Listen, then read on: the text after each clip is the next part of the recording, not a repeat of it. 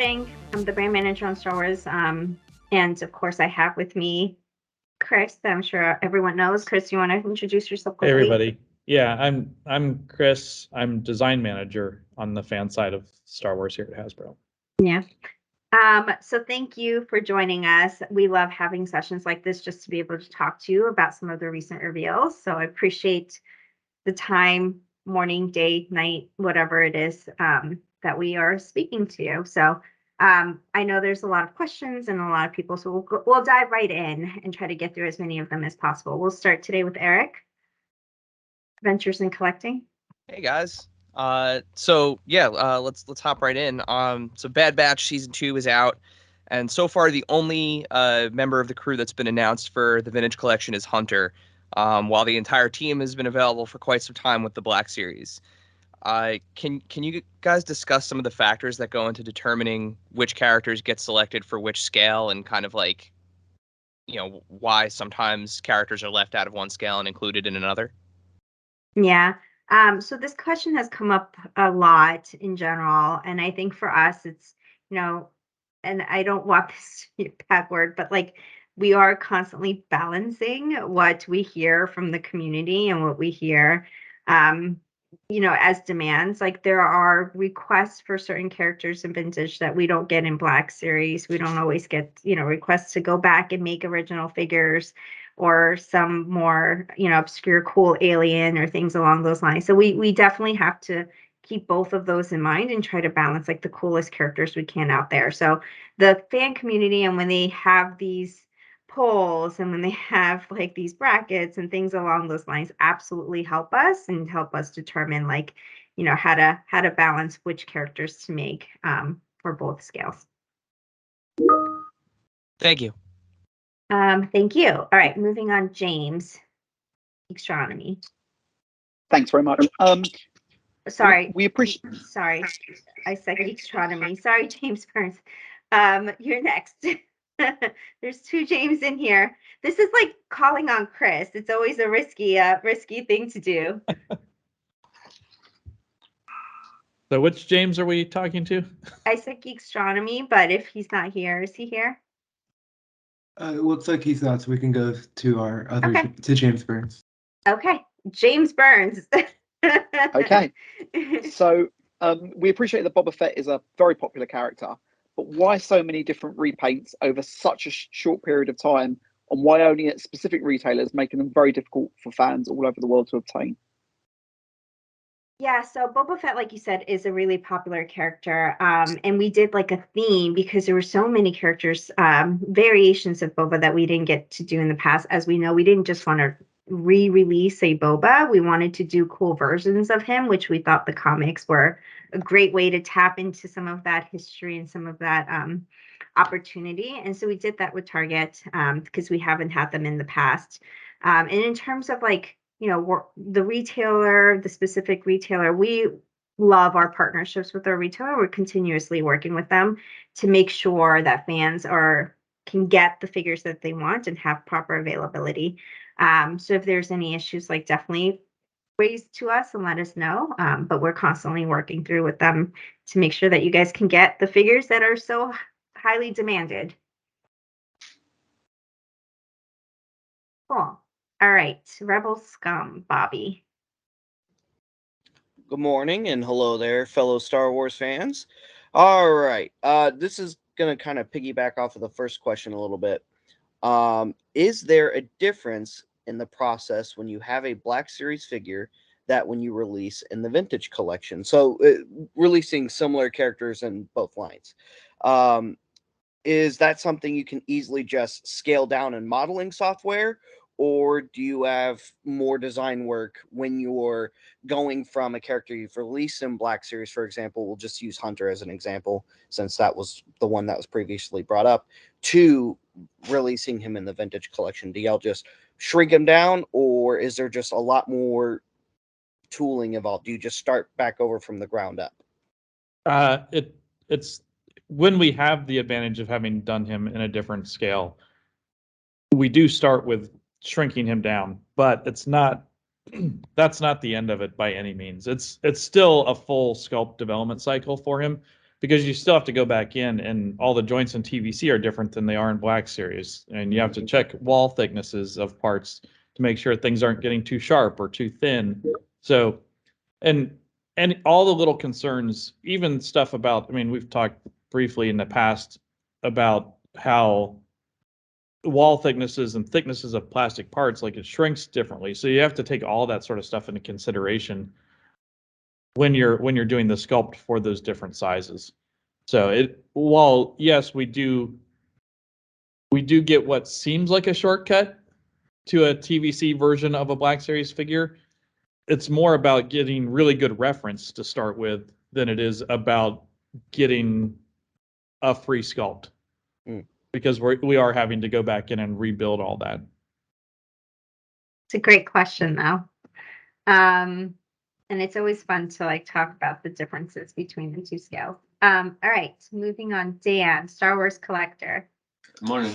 Good morning. Now that Black Series plastic-free packaging has been showing up at retailers, a lot of our readers have voiced issues and concerns. First up, some people are getting scammed at local retailers because someone has purchased a new figure, then stole or swapped it out with something else, and then returned it back to the store. And then the readers end up buying that figure and they have no idea what's inside the box until they get home.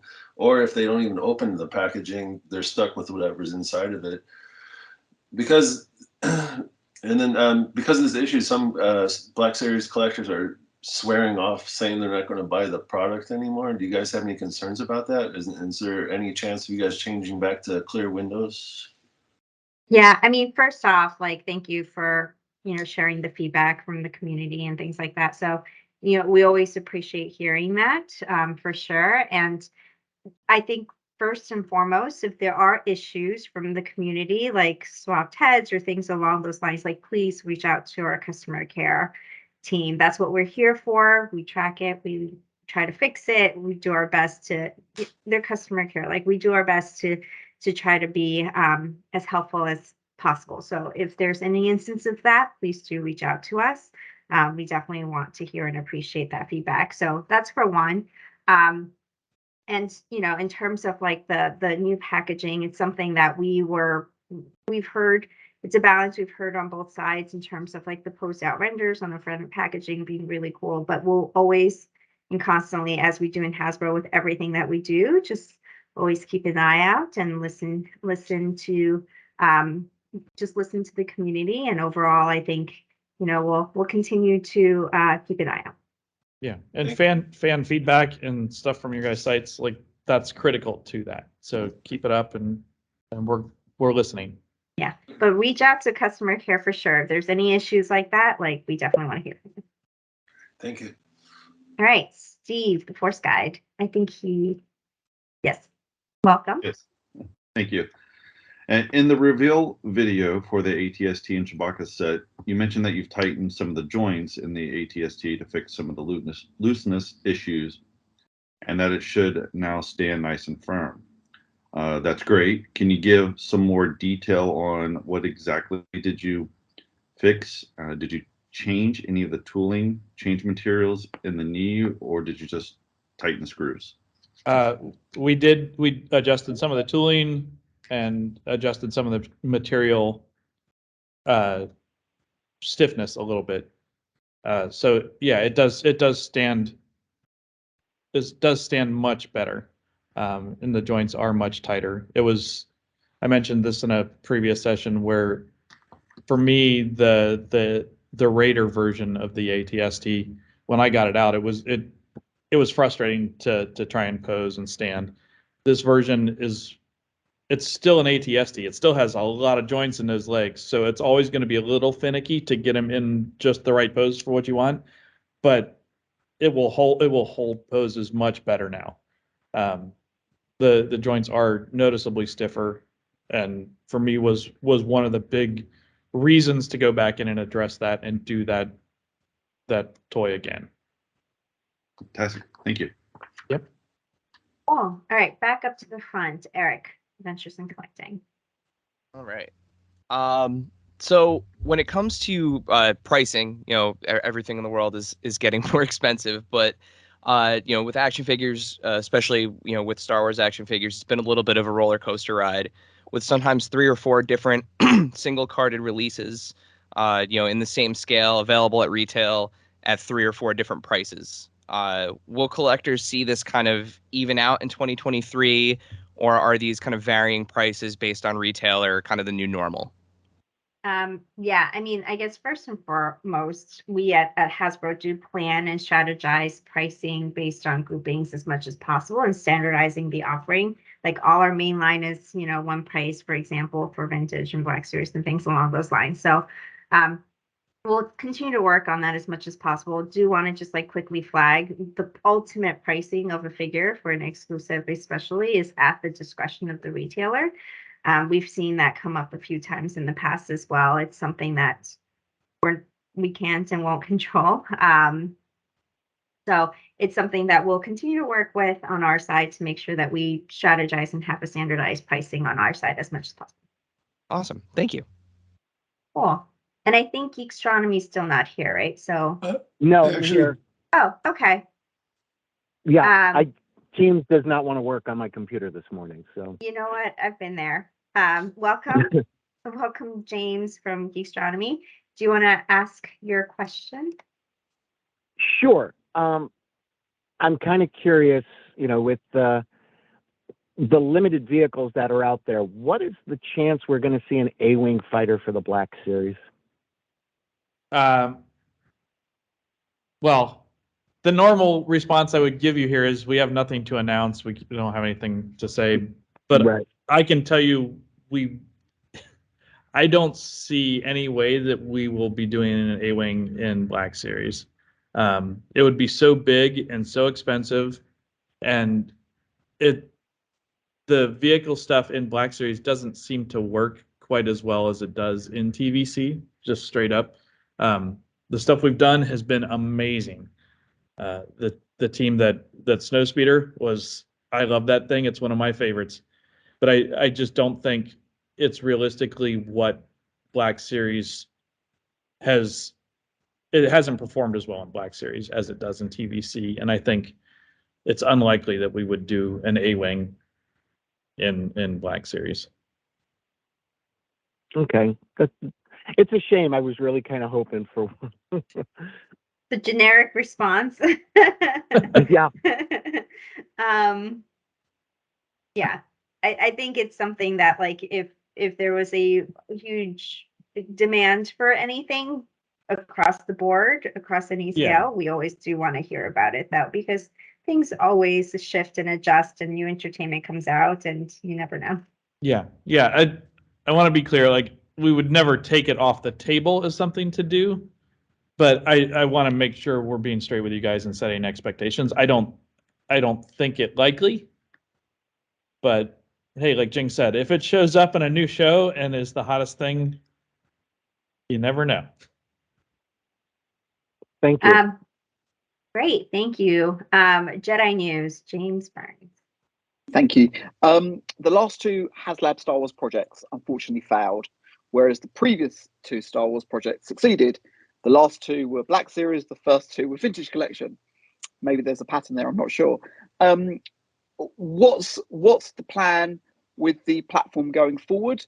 And are we likely to see another Star Wars HasLab soon? All right, back to our generic responses. HasLab in general is a great platform for us, and it's something that we're not going to shy away from. Nothing to share at this point. Just know that it is on our radar, and hopefully, we get to talk about it at some point soon. Okay, all right, thank you, Rebel Scum Bobby. So just piggybacking off of James there, can't wait for you guys to announce the HasLab Ghost along with everybody else. All right, so release dates. Release dates. A little bit of change of subject here. Marvel sometimes can get their figures out for movies rather quickly, it seems. They're Disney, Star Wars is Disney. Now, we know they're both under different studios, of course, though, because we've got Marvel Studios and we've got Lucasfilm. And even though they're all under the same family and they both work with Hasbro, it seems that Marvel gets stuff out a little bit quicker when it comes to, okay, here's this exciting character, we love them, here's a full wave from this movie. But with Star Wars, you know, we get 2 or 3 characters, maybe we get the main character a month or so after the show or movie airs, and maybe we get a few more characters here and there after that. So where do we see that kind of delay gap in between the two? Is there just different people at Disney working with these different teams at Hasbro? Or is it just like, okay, the Disney guys, not Disney guy, the Marvel guys just like way quicker at, okay, here's these characters, you guys start working on them right now. And then eventually, whenever the guys at Lucasfilm decide to give you guys characters to work on, that's when y'all are able to do them. Yeah. I mean, I can't speak to the items that I don't work on, for one. So Sure. I can only speak to for Star Wars, for Lucasfilm. For us, you know, we definitely strive to get product out as much as possible. And it is different, like entertainment by entertainment, like producer by producer, movie by show. Like there's so many factors that go into it. And we have such trusted partners on Lucasfilm that we work so closely with and are on tons of meetings in a given week. So it's definitely an open communication in general.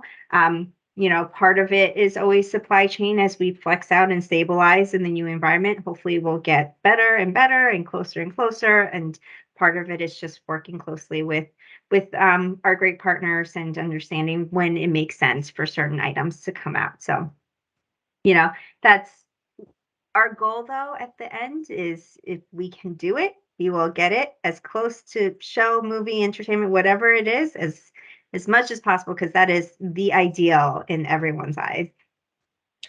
That said, I have noticed there has been a bit more quickness in that turnaround, at least in the past year.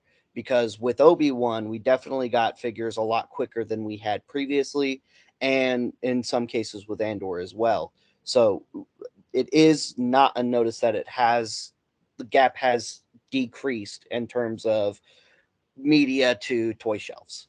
Yeah. Well, and Thank you. some of that's about how the shows are produced. I mean, because production timelines now to actually make a show, you can make a show quicker than we can make toys for it. So it's tough to have toys out on shelf when we both start at the same time, and we do that. Like we start working with Lucasfilm, we start at the same time, and we can't catch them. They're so fast now. So, but shows that are produced more traditionally, which Andor and Obi-Wan both were produced more traditionally, there's a longer lead time.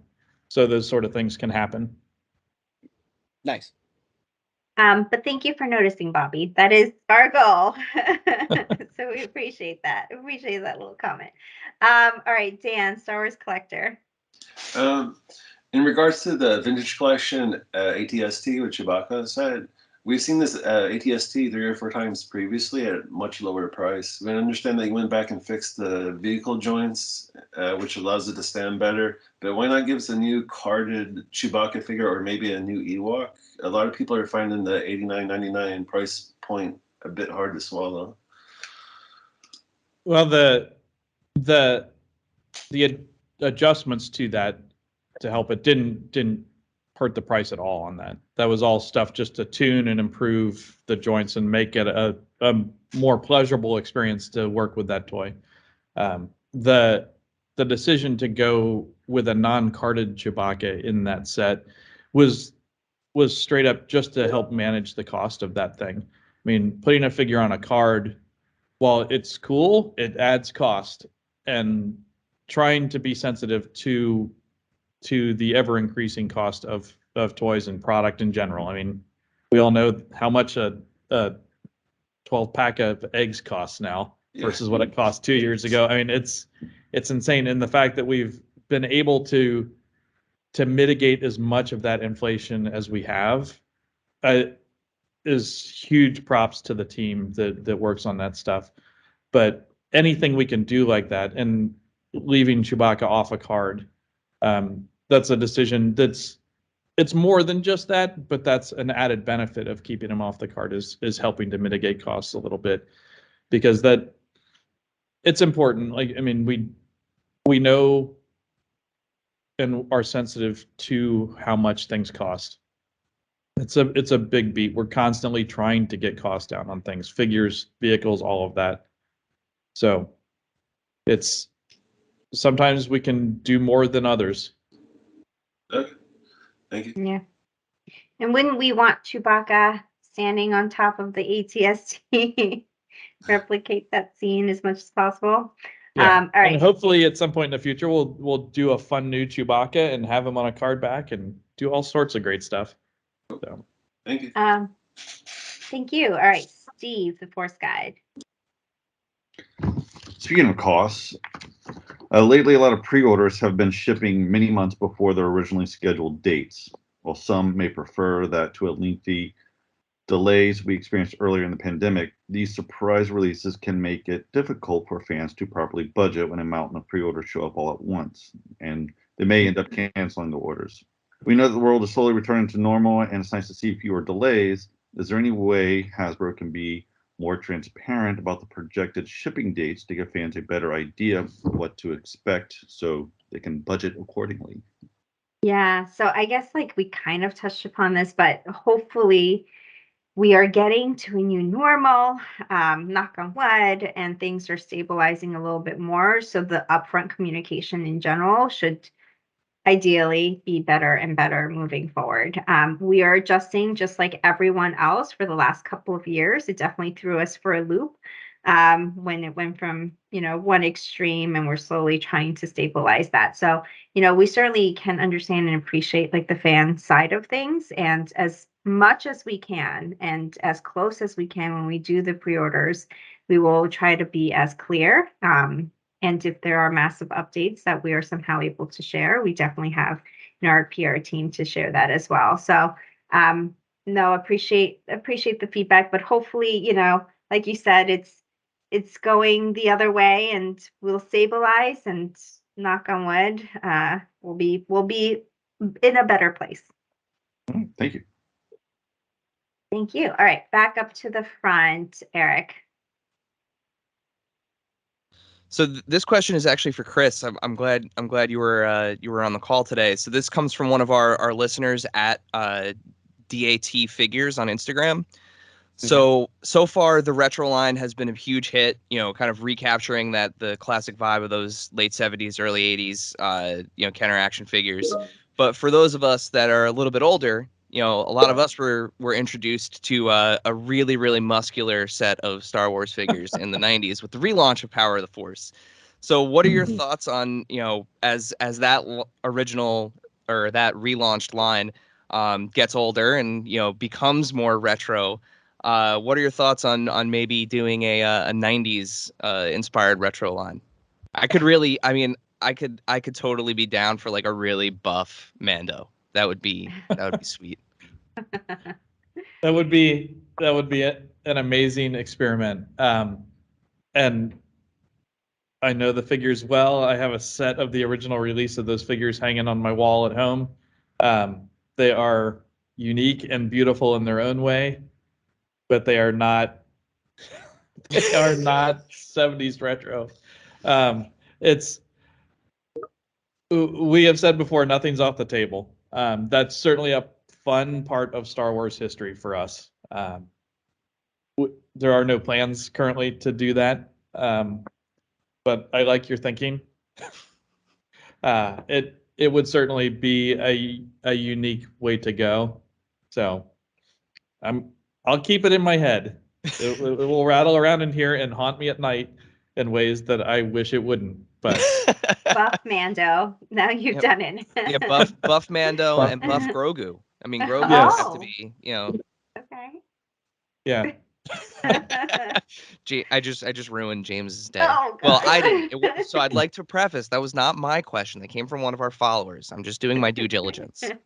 Brief cargo with his shirt open and like, yeah. No, let's move on. Yes. Let's move on. Yes. Let's move on.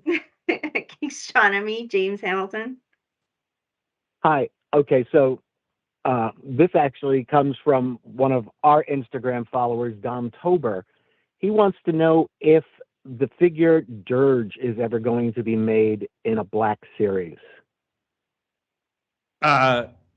Dirge is an awesome character.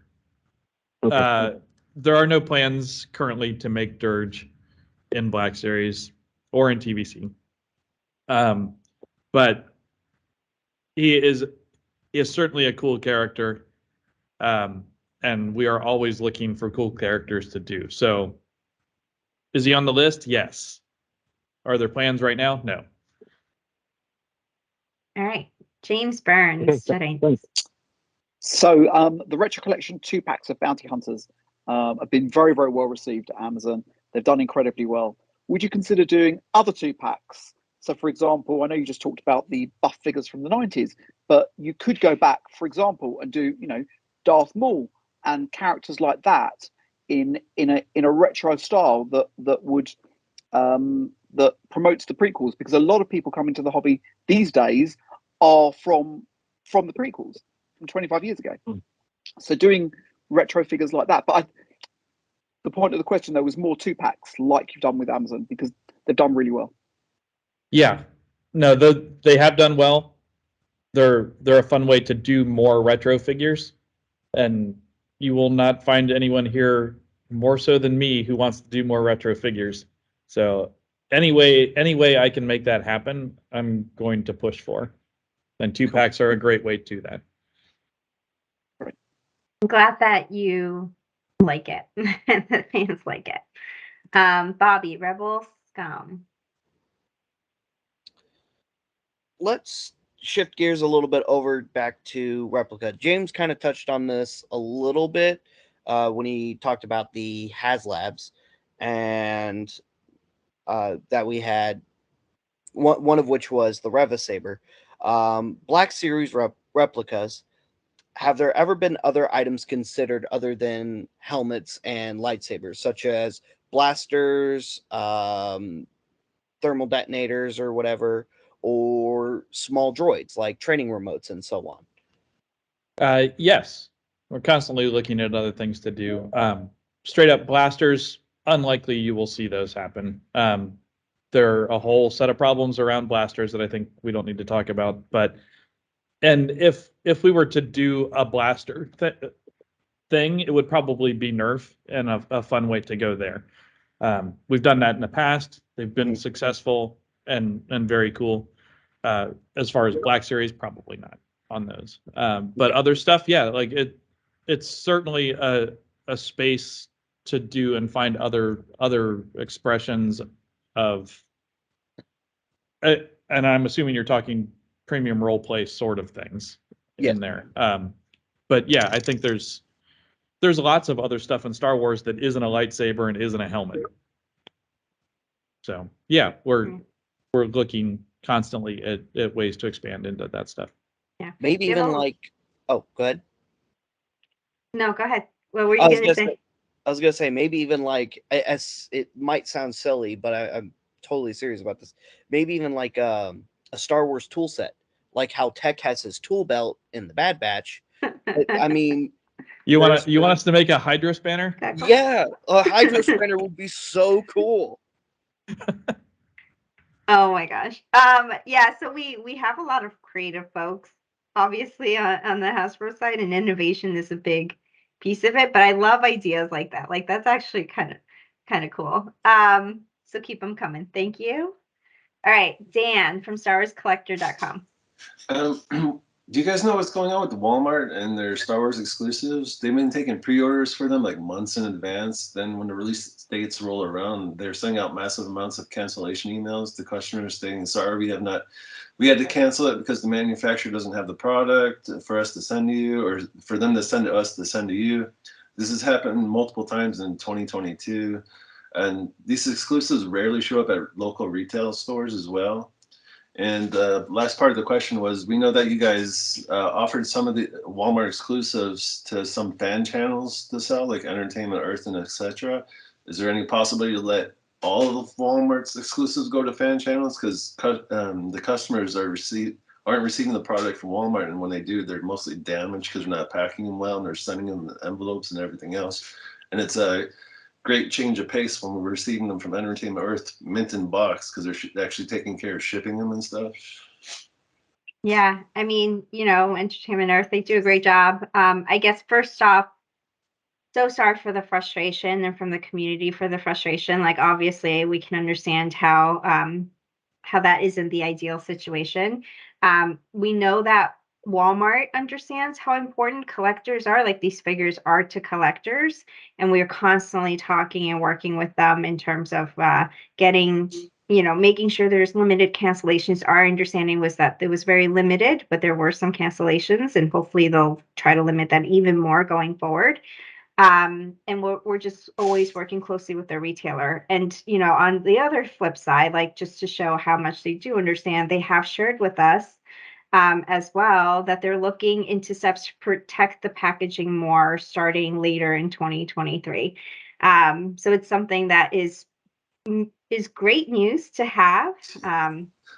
Yeah, so starting more towards like the middle of 2023, but they're making the steps and we're having those conversations, and it's absolutely great to understand from both sides how that's going to impact the collector community in the future, because we know how important those packages are, and so do they.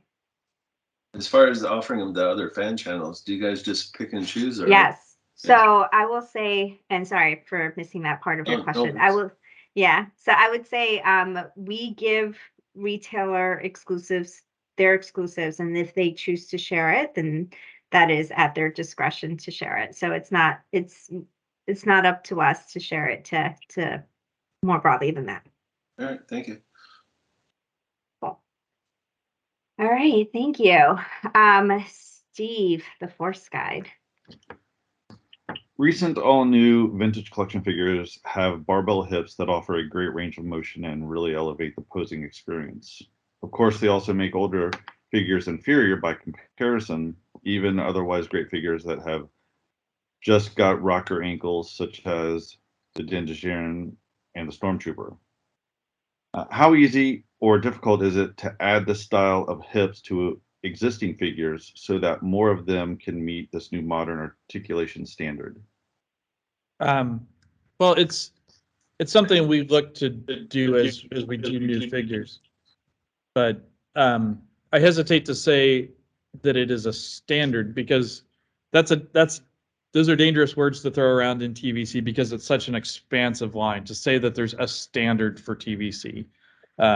If we were to say, okay, this is the standard, that kind of implies that we're going to go back and recreate every figure that we've done in TVC to bring it up to that standard. And that's not something that's likely to happen. As we get a chance to give figures that kind of articulation, and agreed, like it's great. So we want to put that in there, but it's not realistic to go back and add that to every figure. Where we can, we will make that adjustment, update those figures, but it's likely to be part of a more substantial update to a figure, because it does take tooling to do that. I mean, it's I would say at least three sets of steel molds to do that for any one figure, because you've got to do the pelvis, the barbells, and the hip parts. You've got to do all that at least to make that work. So, and we don't want to spend that money to update figures that are already cool and take away from the budget to do more new figures. So, I mean, we say balance a lot. It's part of how many plates can we spin at the same time. Like that's part of that adventure. So yeah, agreed that like those sort of advancements and new additions and innovations in articulation are critical to things. But this is just a personal preference. I don't like using the word standard for it, because of the implication that sets a precedent and says this is what we're going to do. And I think there are smart ways to activate on that and to take advantage of that allow us to do more for everybody. Understood. Confusing enough? No, I get it. Thank you. Cool. All right, so we are out of time. In my quick last minute pivot, I did want to quickly plug in the Indiana Jones live stream that is going live tomorrow. Chris will be on that. Obviously, he works on Indy as well as Patrick and Eric. So just if you guys are interested, and I know that there's overlap between Star Wars and indie, please tune in and see. Yeah, please tune in and see that there's some great reveals coming. I know that there are some great items coming. So yeah, hope to see you guys there. And also, thank you for joining us. I know this takes time out of your day to do so, and we appreciate talking to you and hearing from the community and from your followers as well. So yeah, thank you. And I'm sure we'll talk to you soon.